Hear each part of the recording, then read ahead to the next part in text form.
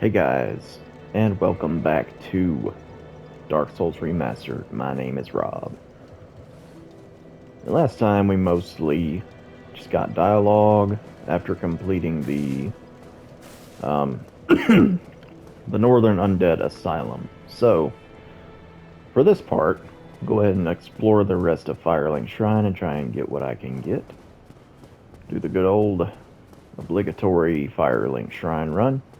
Off camera, I did put a few levels into Vitality, just so you know. Alright, there's a soul item up here, and there's one or two items I won't be able to get until activating this elevator, which is fine. It's like a key to the Undead Asylum, and maybe that's it. Not 100% sure, but come around behind here. This is kind of unofficially known as Petrus's Stash. Petrus of Thorland, Thorland Cleric. Homeward Bones. Bone fragment reduced to white ash. Return to last bonfire used for resting. Excuse me. Just had supper. Bonfires are fueled by bones of the undead. In rare cases, the strong urge of their previous owners to seek bonfires enchants their bones with a homeward instinct. So presumably, Petrus doesn't use the homeward miracle if he's storing homeward bones. Got some more stuff, a morning star and a talisman. We read the talisman last time, so I'm just going to read the morning star this time. It is a hammer type weapon with the attack type thrust. Hammer with a sharp spike on its pommel, one of the more barbaric cleric weapons. Uniquely, this hammer inflicts thrust damage and causes bleeding. The 300 blood buildup, or no, that 300 is not indicative of how much the blood buildup is. That's how much the bleed damage will do. But I can tell you from messing around with this weapon that it does not build up all that fast, unfortunately. I'm not even sure if it really does thrust damage. Dark Souls is known for having some typos and mistranslations here and there, so it may not be an exception. And what do we have here? Cracked red eye orbs. Online play item, invade another world. Hollows cannot use the item. Defeat the master of the world you have invaded to acquire humanity. The cracked red eye orb allows players to temporarily imitate this ability, normally limited to the dark wraiths of Koth. So right away this early in the game we hear about the dark wraiths in Kath or Koth. I'm not exactly sure how you're supposed to pronounce that. Um, I might just call him Catheter, you know. But it's kind of evil sounding, don't you think? What would a holy cleric be doing with a handful of cracked red eye orbs? Talking about invading and pillaging humanity and stuff like that. And then last but not least, got some Lloyd's talismans. All of these items speak to Petrus's character. Talisman utilized by Allfather Lloyd's cleric knights to hunt down the undead. Blocks Estus recovery within a limited area. In the outside world, the undead are accursed creatures, and Lloyd's cleric knights are widely praised for their undead hunts. This blessed talisman blocks undead recovery, allowing the knights to fight with impunity. So if you know anything about invading, you know you invade a world and you can prevent the host from healing themselves with Estus by tagging them with a Lloyd's talisman. So, yeah, it seems to be a regular thing that Petrus does is invade. You don't have to be a Dark Wraith to use the cracked red eye orbs, but that is the only way you can get more of them, other than just finding them in the world on corpses. So is Petrus maybe a Dark Wraith himself? Posing as the master of the Way of White, or at least, like a higher up member. I mean, he does allow you to join the Way of White Covenant. Petrus, upon first meeting him, is definitely not who he seems to be. And I wonder if he's even undead. Alright, at this point, I'm going to just kind of rush through the cemetery. Get these items. I'm mid-rolling. It's okay, though. Let's see. Get the large soul of a nameless soldier. And come down here, get the Caduceus round shield. I think that's how you say that. Caduceus, maybe. Maybe not. Keep left and you'll end up in the catacombs. Gonna get the Zweihander right in front of the massive tombstone there. I'm gonna grab the binoculars and I'm gonna see if I can get up out of here, but I might die trying. And if so, that's okay. Yeah. That's fine. Only missed one item. I'm gonna run back for it.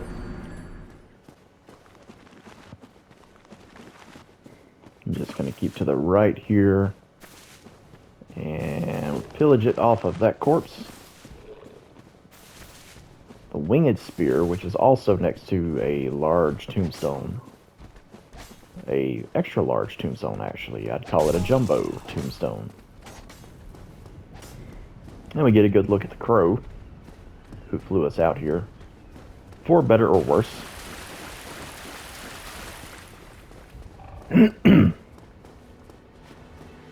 Now let's go ahead and rest at the bonfire to reset skeletons' positions so they don't continue to chase me through this level. Alright, more item description time. Hope y'all like that, because there's going to be a lot of it. One of the gigantic straight greatswords. As the name suggests, the Zweihander is held with two hands, but its wielder must still be inhumanly strong. It is this great weight that sends foes flying when hit solidly. So I don't know if it's implied if this belonged to a giant, who probably wielded it like a straight sword. And then the winged spear, also being in front of a giant tombstone. That's kind of interesting to me. A long-hilted spear with a barbed point. Long reach and can be used with shield up. Effective against hard exteriors, and hits for high damage at the right moment of an enemy's swing. That's kind of sort of telling you about counter damage without calling it that, or really explaining in depth how that mechanic works, but there's your first hint at that. But the hit radius is small, and it is easily blocked by shields. Yeah, winged spear, if you put a couple points into dex, it's a really good starting weapon to use in the opening areas, but I'm not worried about it. So to talk more about just some observations in Firelink Shrine. And of course, for pretty much the whole game, you can look at the crow there. You can deal damage to the crow, but it's impossible to kill it. And if you deal enough damage, it'll fly away, but it'll eventually return. And it just kind of sits there and does jerky bird movements. Yeah. And then there's this pool of water. You can kind of see the lines on the floor here that looks like this could open, and indeed it does. If you've seen the game, you know that this opens eventually, and the water drains out, but yeah, I mean, it looks fairly clear and not terribly dirty to be just kind of stagnant water sitting here, you know? I find that interesting that this just pooled up with water here. I don't really understand that. But there it is. And of course we have a statue of a lady holding an infant in swaddling clothes. Heck, you could say that that's a statue of the Virgin Mary just about. But Virgin Mary doesn't exist in the world of Dark Souls, so yeah, Presumably that's Gwen and his mother. Not terribly sure. It could also be Velka holding an infant. It's possible that Velka is Gwen's mother. Don't know. And then there's just this random open chest. This chest is just something to make it to where you can't really screw yourself out of beating the game. If you happen to get an important ring for beating the game, like say the Covenant of Artorias, for example, if you drop it, which the game will let you do, and then it disappears, instead of soft locking you, it'll just come up in this chest, which I may actually demonstrate eventually because I've never actually done that. So, one other thing here. Let's have a look at the description of the binoculars. Some interesting lore there too. Binoculars made of brass, used to peer at distant scenery. This advanced device was built by a famous craftsman of Astora. Its utility is singular, but its applications many. The value of these specs depends greatly on the imagination of their owner. And actually, we'll just put that right there, where I can get closer looks at things when I'm out and about. Things that I see that are interesting or whatever. Anyhow, other than that, one other little thing I'm going to do here at the beginning. I'm going to go down to New Londo and go ahead and get a Firekeeper soul that's really easy to get. Man. It's the low resolution view of Blighttown down there. I don't know why I'm so captivated by it, but just the whole way they designed this game is just, I don't know. I just love it. Alright, and hopping right onto the elevator here, which I thought that you had to activate at the beginning of the game. Maybe not. Or maybe I did it and forgot about it. Not sure. But I'm going to go ahead and send it back up because we're just going to call this a suicide mission.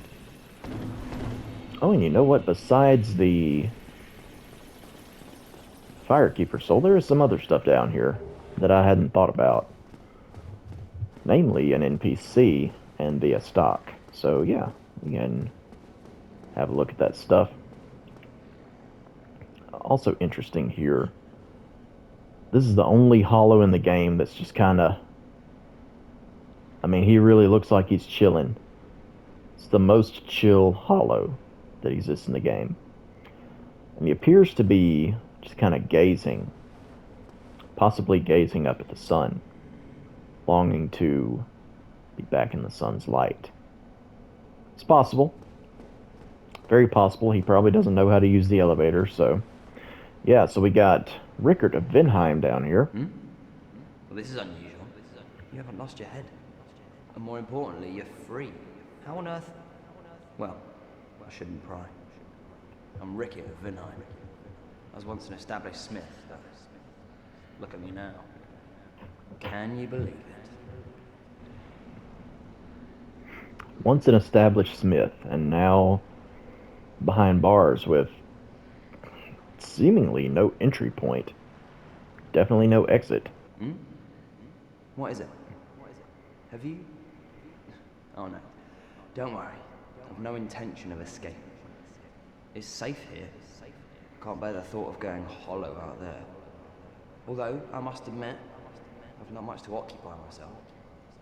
How about this? I could forge your weapons, albeit with rather minimal tools. I'll show you what made me the best in Vinheim. Alrighty.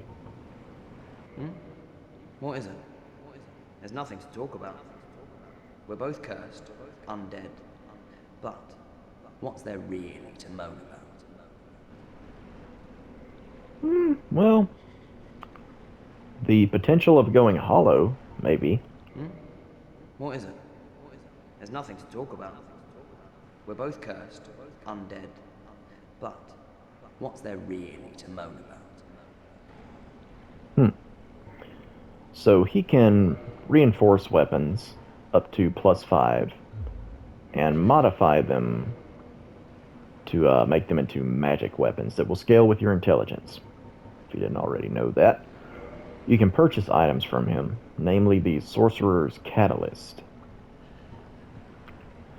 Sorcery Catalyst used by sorcerers of Vinheim Dragon School. Equip Catalyst to use sorceries. Attune sorceries from a scroll at a bonfire. Most sorceries have limited number of uses. Really, all sorceries have limited number of uses. I can't think of a single one in this game that has unlimited uses. We got Soul Arrow, elementary sorcery, fire Soul Arrow. Soul arrows inflict magic damage, making them effective against iron armor, tough scales, and other physically resilient materials. Not too terribly many enemies are super resistant to magic in this game until you get to the DLC area Ulasil. And especially with all the different equipment you can use to power up magic, it can get really OP really quickly if you know what you're doing. Soul Sorcery emphasizing power. Fire Heavy Soul Arrow. A more powerful, but also slower sorcery, difficult to use due to a long cooldown and a limitation on the number of castings.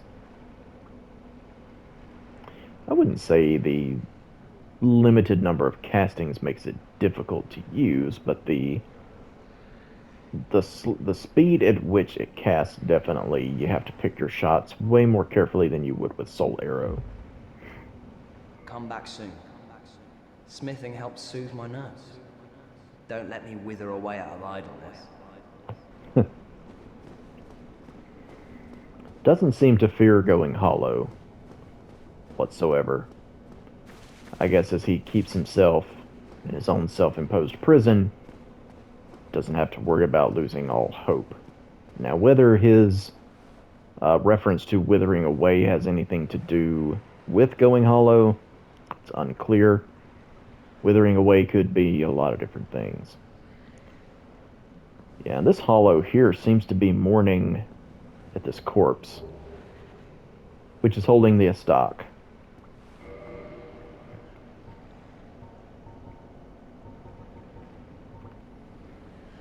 It's a thrusting sword, similar to a rapier. The largest of the thrusting swords can pierce an armored knight in one thrust. The blade is also sharp, allowing slicing as well. And we can equip it too.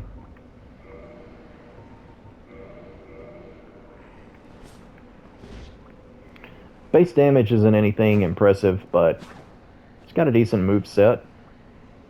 You can poke at enemies from behind a shield. So you could definitely do worse. I typically like to reinforce if I'm going to use the estoc, I like to make it chaos. And use it as more of a backstab tool than anything.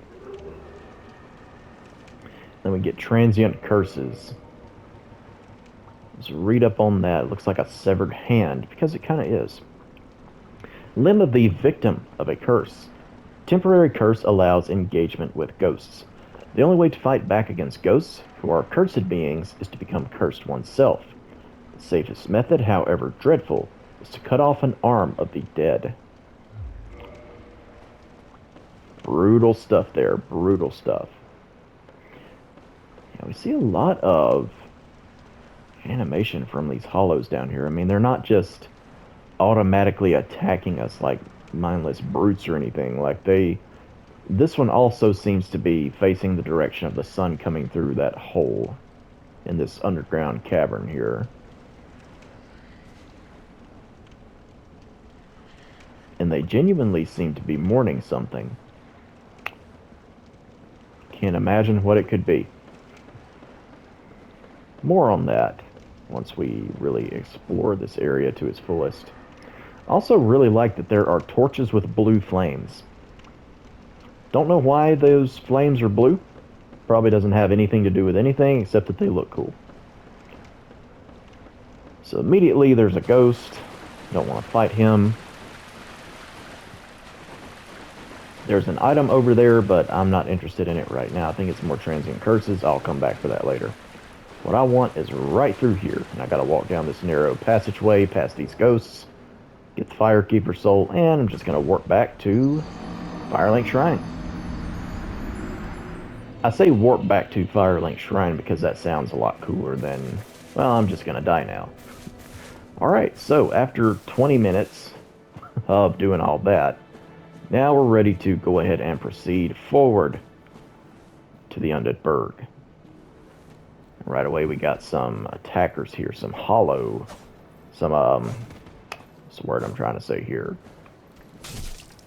It's on the tip of my tongue. Some hostile hollows, there we go. Use this S-Dock for a bit. Yeah, they use anything from broken straight swords to axes to short swords and a little bit of everything. They'll use fire bombs. So they're not mindless in the sense that they'll just, you know, try to bite your face or something. Even though they do seem to attack almost like they're in a state of drunkenness. And I think that's very telling for the deterioration that going hollow can have on the mind in a lot of cases. Even though Dark Souls 3 seems to suggest that that's not necessarily the case for all hollows. I don't know. I forget exactly how that works. And the hollow warriors, and here we have the hollow soldier. That's a really cool looking shield, I might add. Ah, it disappeared. That's a pity. Gonna get the soul of a lost undead. Gonna use jump mechanic to get over here. And one of the best things that the remaster does is allow you to remap the jump button from circle to the left stick. And we got a ring of sacrifice. This mystical ring was created in a sacrificial rite of Velka, the goddess of sin. Its wearer will lose nothing upon death, but the ring itself breaks. Not a whole lot is known about Velka, but it's theorized heavily that she sent the crow to get us, the player, from the Undead Asylum, or maybe even is that crow itself. Not totally sure. But the theme of crows and judgment and stuff is very, like, that's all very Velka-ish imagery, we'll say. It's difficult to say what her role is actually in this game. It's only some very vague hints alluded to what she may be up to. And we have a rat who may have been feasting on that corpse at some point. The only reason I say that is because rats in this game typically, you know, it's not a terribly uncommon drop for them to drop humanity. But where would rats, of all things, get humanity from? Well, if they eat corpses of human beings, undeads, then yeah, that's how they would come across it, I guess. That way is blocked off and does not open from that side. That's eventually going to be a shortcut once we've gone far enough in the game.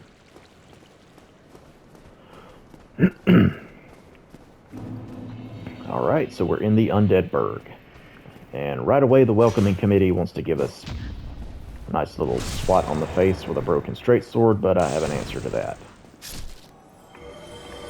Let me go ahead and switch back to the longsword and not get myself killed here. There we go. Wouldn't mind too terribly much if you dropped a battle axe, but we're not going to get the battle axe. We're going to get literally the worst piece of equipment that this little fella can drop. It's a cracked round shield. Only 65 physical defense. Round wooden shield cracked and nearly broken. Wood shields are lighter than metal shields, but this one has lower physical damage reduction stability, partly due to cracking. And just realized I never read the description of the caduceus round shield. Round wooden shield crafted in Lordran, decorated by an ancient blue caduceus. The giant trees in Lorgen are distant offspring of the great stone arch trees. This shield inherits their properties, and the wood greatly reduces magic damage. Does it? Yeah, 65. That's not bad. It's really not.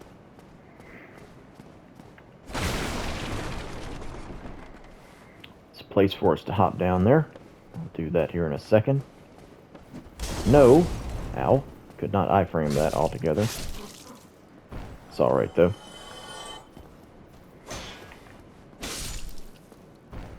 There we go. If you saw that little green flicker that I got on him when I struck him with that thrusting attack, that signifies counter damage. It just briefly pops up.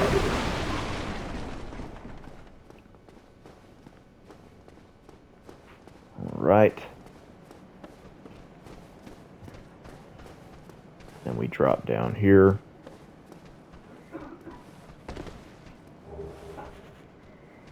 Get a large soul of a lost undead. Oh, getting ambushed.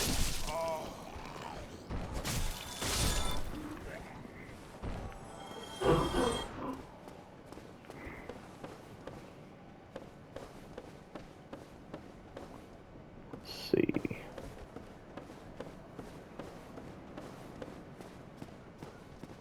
Come around into here. Get another soul of a lost undead. Something I notice a lot is corpses hanging over ledges like that. I'm not sure what the deal is with that. There's a lot of them. Okay. Oh, there you are.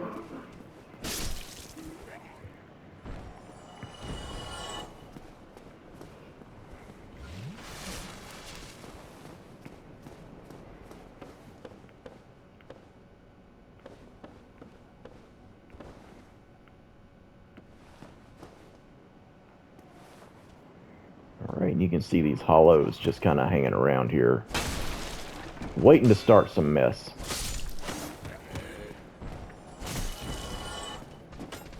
Oops. There we go. And I found some rubbish. What does rubbish do?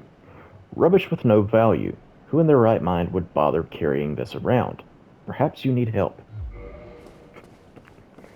That's Dark Souls' sense of humor starting to show.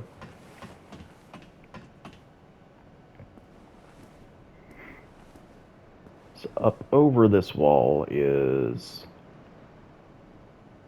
Now, I don't think that's what that is down there, but that looks an awful lot like the room with the Capra demon. But that's not what that is. Similar looking, but that's not it. It's the lower Undead Burg down there. That's an area I don't believe we get to explore. Or is that the room with the Capra demon? I mean, it kind of looks like it, but at the same time it doesn't. I'm not able to get a really good look at it, but... Oh, it is. That is so the room where you fight the Capra demon. Or if not, it looks very uncannily similar. Yeah, because that's the path leading down there. Okay. Yeah, totally. But no Capra demon right now. He's not guarding his post. He must have had to run to the restroom. Alright. Get a humanity sprite. This fella here looks like he just kind of resolved into just accepting his fate. Alrighty. And away we go. Whoop. Wasn't the most graceful jump. Alright, let's enter the white fog.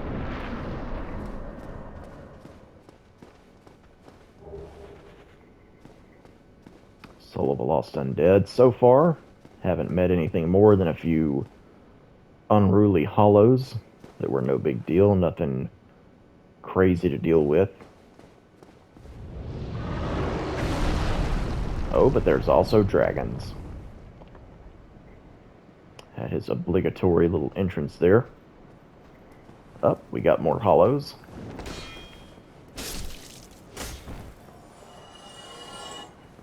The game slowly introducing more and more of them. Now introducing us to archers.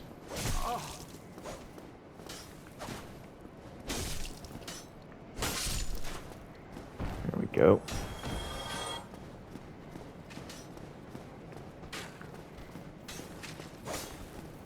Reminds me a lot of when you walk up into Boletaria, when you first jump into playing Demon Souls.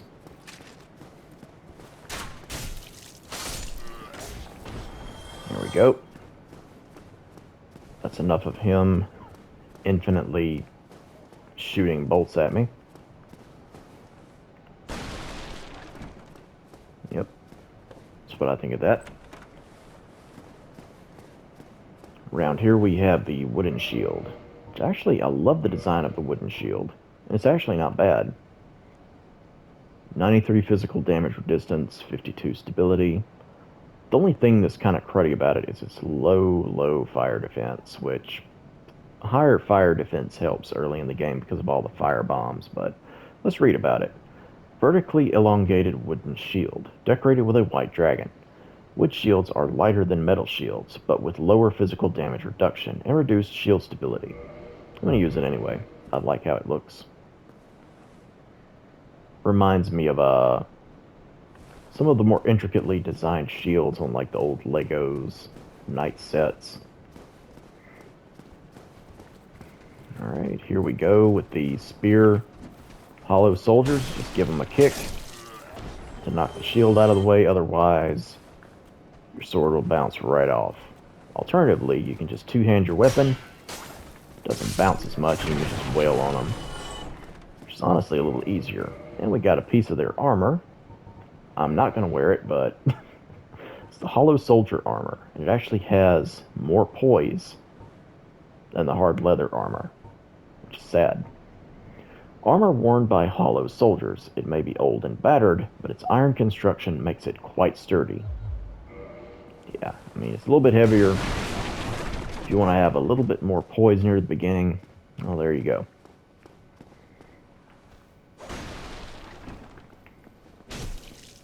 I find it very interesting that somebody went to the trouble to place a shelf and like neatly stack the plates and everything like right in front of that guy. Okay, so around here we have the Hollow Merchant, the table full of books, it looks like. A nice fancy little vase and some plates stacked up. He's got a little teapot there. What else he got going on? Got him a little spread here, and then a big wooden bucket that he keeps putting his hand over. He appears to be petting something. Not really sure what, though. Well now, you seem to have your wits about you, hmm? Then you are a welcome customer. I trade for souls. Everything's for sale. Yeah, hasn't quite gone mad, but he may indeed be on the brink of it. Things are getting treacherous in these parts. A horrible goat demon has moved in below. And up above, there's that humongous drake and a bull demon too. If you stick around this place, it might end up being your grave. Goat demons, bull demons, and dragons. Oh my. Here, I'm not here to chit-chat. We talk business, or we talk nothing at all. Love that nasally. We talk business, or we talk nothing at all. Here, I'm not here to... Alright, so what are you selling? Sells repair powder. Lightly enchanted golden powder. Repairs weapon equipped in right hand. Use of a weapon depletes its durability, eventually rendering it ineffective. Repair powder is a precious method of repair on the battlefield, as it obviates the need for a repair box.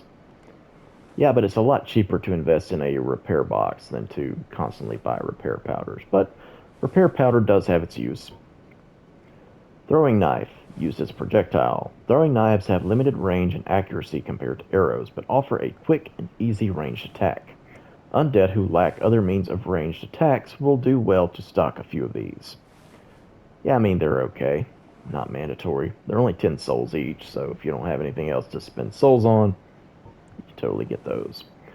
Fire bombs. Bisque urn filled with black powder. Explodes, inflicting fire damage. Relatively powerful ranged weapon, especially in situations calling for fire damage.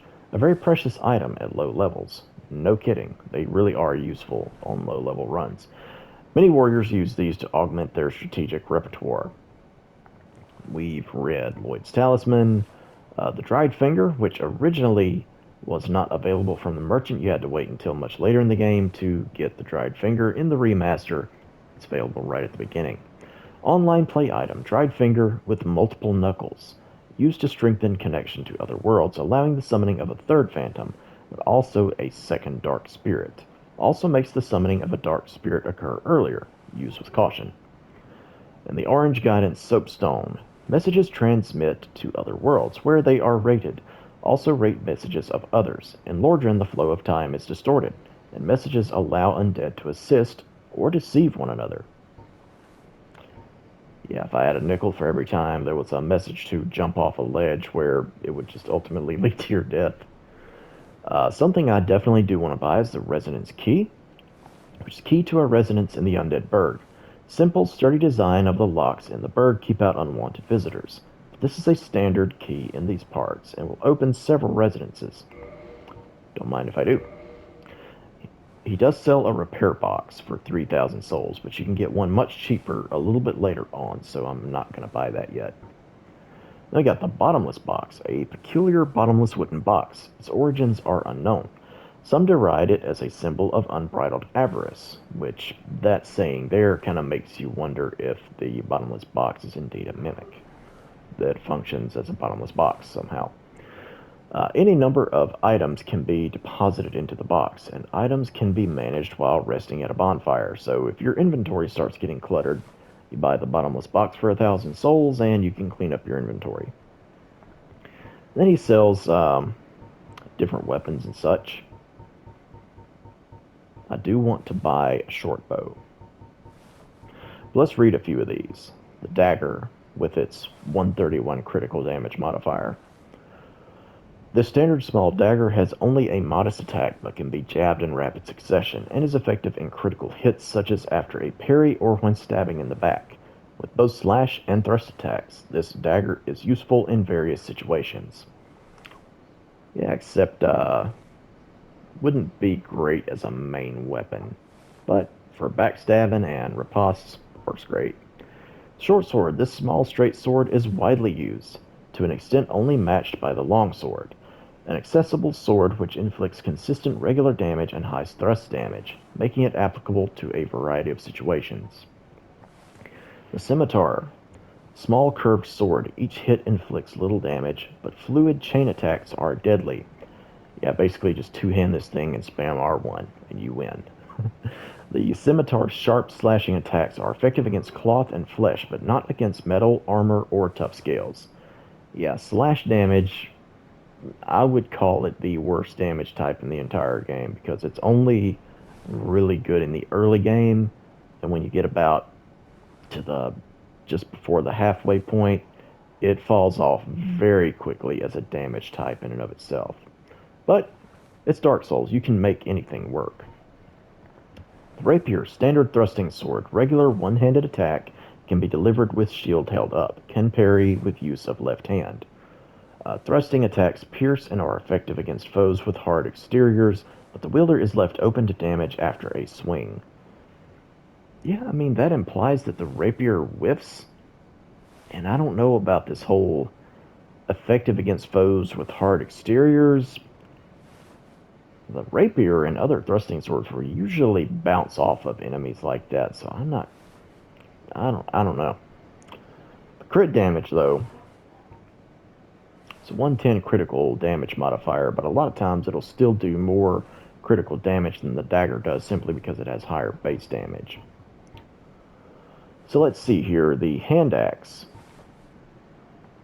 Small hand axe appears identical to a lumberjack's tool, but has an ideal weight and strength, and is easy to handle. One wrong swing leaves the wielder wide open, so timing and proximity to the enemy must be judged carefully. Yeah, that really only applies to the R2s on this weapon. If you use the R1s, it hits a lot more like a scimitar or a falchion, except it hits harder and it's a better damage type. The club, a simple wooden club. This simple, bladeless strike weapon is effective against most foes, is easily handled, and can break the guard of a shield. However, a single miss makes one wide open, so timing and proximities are crucial. Yeah, that's true. Club's not bad, but the reinforced club is even stronger, and it has bleed buildup. A club with leather nailed to the pommel. The Burg Undead Merchant proudly peddles this club, but its reinforcement is shoddy. Indeed, its attack is stronger, but the club is no longer dependably sturdy, with its durability only being 100 versus the club's 250. Still, it's a big damage difference. It's considerably better in my opinion. We have a simple spear. Standard spear used commonly by soldiers, long reach and can be used with shield up. Effective against hard exteriors and can hit for high damage at the right moment of an enemy's swing, but the hit radius is small and it is easily blocked by shields. Short bow. A small bow, standard projectile weapon. Equip arrows to use. Hold bow and press L1 to aim. Aim for heads of humanoid foes. Press L2, R2 to change type of arrows. The East-West shield. Wooden shield decorated with the ancient symbol of a double-headed eagle, painted yellow. Wood shields are lighter than metal shields, but with lower physical damage reduction and reduced shield stability. As you can see, 88% physical damage reduction with only a 44 stability, but that lightning defense, though, at 65 is not bad. Not bad by any stretch. A small, leather-covered round shield, reinforced in critical spots with metal. Small shields are always less stable, but landing critical hits after parry is easier. That's a little misleading. The small leather shield does not have increased parry frames like the buckler does. At least not to my knowledge. Definitely has a different animation, but it's only 0.5 weight. So it's a very lightweight parrying tool. With not for the weight, it's not that bad physical damage reduction and fire and lightning damage reduction either. Not terrible at all. But then we have the buckler. This one does have increased parry frames. Small round metal shield, parry attacks with large center protrusion. Small shields are always less stable, but landing critical hits after parry is easier. This shield is specialized for parrying. And there you have it. Basically, it just increases the amount of parry frames so that when you do attempt to parry, it might be easier for you to land to parry the attack. As far as making it easier to land the critical hit after the parry, I mean, it's as simple as pressing R1 after a successful parry, so yeah, it's a little misworded there, but I mean, you get the point. The leather shield, a round leather-covered shield, a standard, widely used shield. Small shields are always less stable, but landing critical hits after parry is easier. Again, that doesn't really apply to the leather shield. Then, of course, we have the heater shield, one of my favorites, and the warrior round shield, round wooden shield crafted in Lordran, decorated with the ancient Labrys axe. I don't know. The giant trees in Lordran are distant offspring of the great stone arch trees. This shield inherits their properties, and the wood reduces magic damage. So, much like the Caduceus shield, it's got higher magic resistance than normal at 65.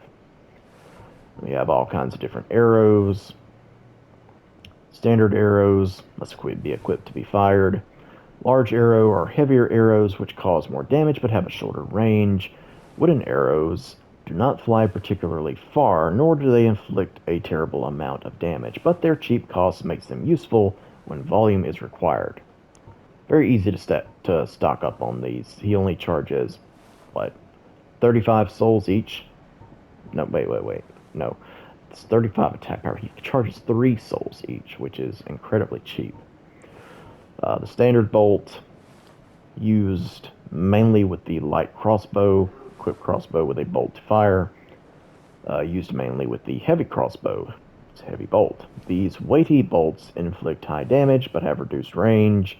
Then you have the wood bolts, which do not fly particularly far or do a terrible amount of damage, but again, very cheap at 10 souls pop. And then the Undead Merchant sells one armor set, the chain set, which is the chain helm, chain armor, leather gauntlets, and chain leggings. So if you want some okay poise early on and you want to farm for the souls for it, how much do you need here? 5, 10, 15, 2300 souls for the whole set, for a total of 5, 14, 19, 26 poise.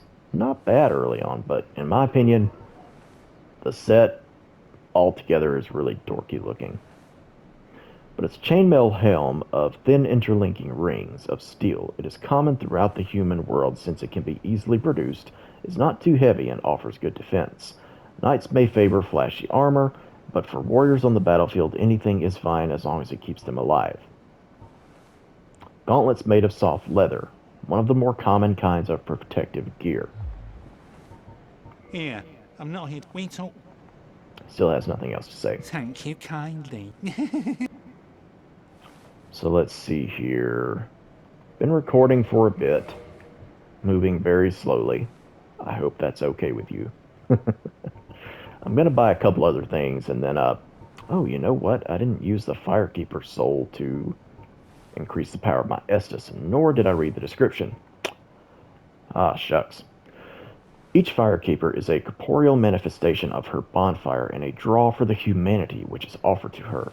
Her soul is gnawed by infinite humanity and can boost the power of precious Estus flasks. It can be used to gain humanity and restore HP at the cost of losing the Firekeeper's soul to reinforce the Estus flasks. So definitely never ever use this as an item. Take it to the Firekeeper and have them reinforce your flask. That is the way to go. So, let's use this Soul of a Nameless Soldier here. That nets me exactly 1,000 souls. I hope you brought... And I'm going to buy the... I'll eventually buy the bottomless box, but I don't think I need it right now. Going to get the short bow. And... I'm just going to buy 52 wooden arrows. That'll be fine for now. Oh, thank you very much. Come back soon.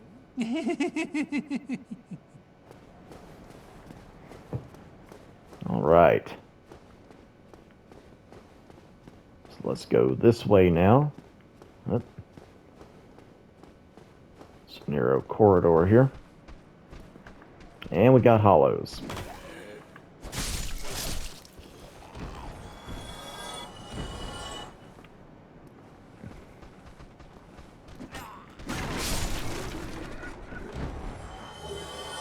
Got another broken straight sword, which I don't need.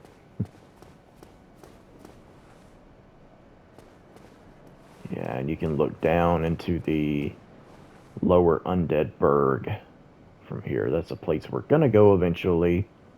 Not today. Definitely not as slow as I'm moving.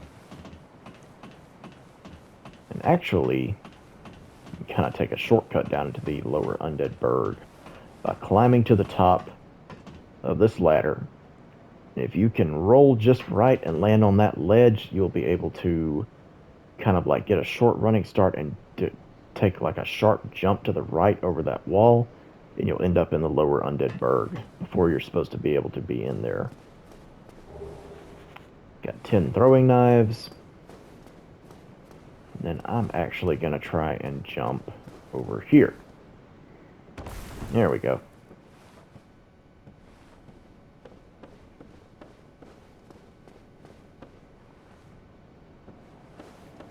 around this corner, get a free light crossbow with 16 standard bolts. So if I can get that for free, why would I have bought a short bow? Well, because you cannot like aim the crossbow with like the crosshairs and stuff the way you can a bow in this game. So yeah, manual aiming with the crossbow is no bueno.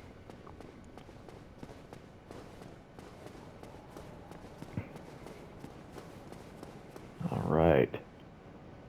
And just looking up at all this, eventually going to be up there on top of that bridge. And off in that direction, going to fight the first, like, real boss, which is the Taurus demon, but it's a bit further over that way, which will end up coming out up on this bridge. And we'll follow that bridge into that area, which will take us into another portion of the Undead Burg, and then the Undead Parish. Alrighty. And we have a group of hollows that are throwing fire bombs, which is lovely. So if you come over here, find the second bonfire. I'm going to go ahead and light that up. And even though I know it will regenerate the enemies, I'm going to go ahead and rest here. And one other thing I'm going to do before I call it, let's go ahead and use a couple of humanity sprites here.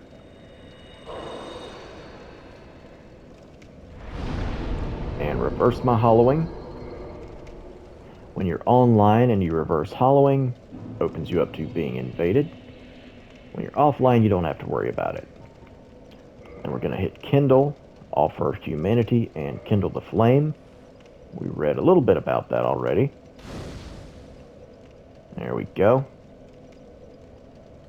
Yeah, and if you look closely, you can see, we read it on the item description to one of the items, but if you look closely, you can also see it, that the bonfire is indeed made out of bones. It's literally a bonfire. So thank you guys so much for watching. I will see you soon with more Dark Souls Remastered. Until then, y'all take care.